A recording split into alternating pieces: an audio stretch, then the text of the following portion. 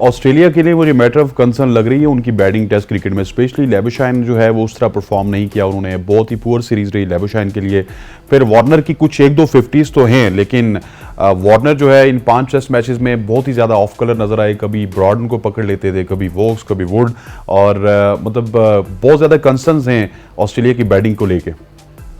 अच्छा सवाल है आपका। I think largely dependent on conditions भी है। ऑस्ट्रेलिया में जब ये खेलेंगे ना, आपको कोई मसले नहीं नजर आएंगे इनके अंदर, क्योंकि वो बहुत रन मारते हैं वहां पे। बट हाँ, अवे फॉर्म आप कह सकते हो। देखो, अगर आप मार्नस लाबुशेन का करियर देखें तो होम एवरेज और अवे एवरेज में जमीन आसमान का फर्क है, और ये एक चीज है। इवन पाकिस्तान में स्कोर नहीं कर सके थे, यहाँ पे तो बड़ी बैटिंग फ्रेंडली सर्फेसिस थी, और ऑस्ट्रेलिया विल नीड हिम। उनकी सर्विसेज उनको चाहिए होंगी अगले कई सालों के लिए, तो उनकी फॉर्म वाकई वापस आना बड़ी जरूरी है। आपसे मैं वहां अग्री करता हूं।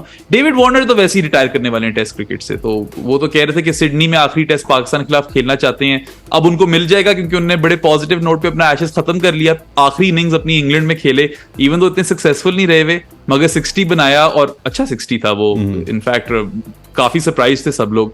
एंड आई थिंक वार्नर का टाइम वैसे ही आ गया था। He is quite old age well, और वो लिमिटेड ओवर्स पे फोकस करेंगे। स्टीव स्मिथ तो मतलब अगर वो रिटायर कर जाते हैं, फिर आप कह सकते हो कि बहुत ही मसला पड़ जाएगा ऑस्ट्रेलिया को, but hopefully he carries on for a bit.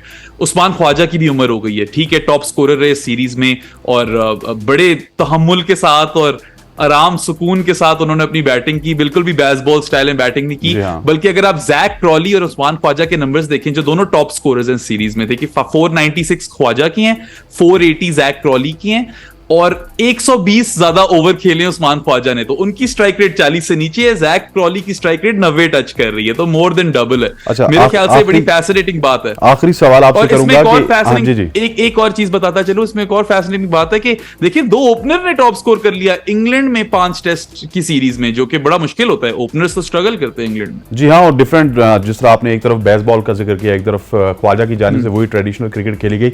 Moin Ali ने कहा जी कि अब अगर मुझे कोई स्टोक्स का टैक्स आएगा तो मैं फिर उनका टेक्स्ट जो है वो डिलीट कर दूंगा, रिप्लाई नहीं दूंगा। और क्योंकि वो एक दफा रिटायर हो चुके थे, लेकिन आज ब्रॉड के साथ वो भी रिटायर हो चुके, लेकिन उनकी रिटायरमेंट क्योंकि थोड़ा सा खामोशी से ही होगी, क्योंकि टेस्ट क्रिकेट में इतना ज्यादा सर्व नहीं किया था उन्होंने जितना स्ट्रीट ब्रॉड के हवाले से किया था। और अब मोइन अली का कैरियर भी अपने इख्तिताम को पहुंचा।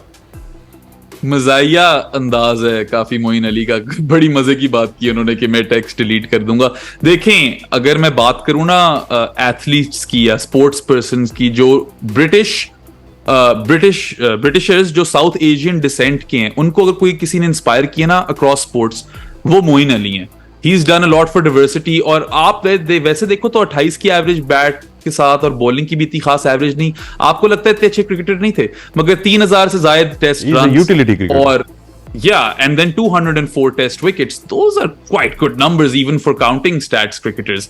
तो मेरे ख्याल से Moin Ali, he has retired on a high as well. और देखें, उन्होंने क्रूशियल कुछ नॉक्स भी खेले, 1 डाउन पे भी आकर अच्छा खेला। पूरी जिंदगी आपने जिस तरह कहा ना, यूटिलिटी क्रिकेटर, वो प्लग करते रहे हैं होल्स, डिफरेंट जगहों पे इंग्लैंड को बचाते रहे हैं, एंड बड़े रिस्पेक्टेड क्रिकेटर हैं। ही प्लेड हिज पार्ट, और आई थिंक कि जिस तरह वो वापस आए, इंजरी में खेले, इस मैच में भी ग्रोइन उनका टेयर हुआ था शायद, फिर कैलस उनका बना हुआ था पहले टेस्ट मैच के बाद, तो काफी दर्द में खेले वो। और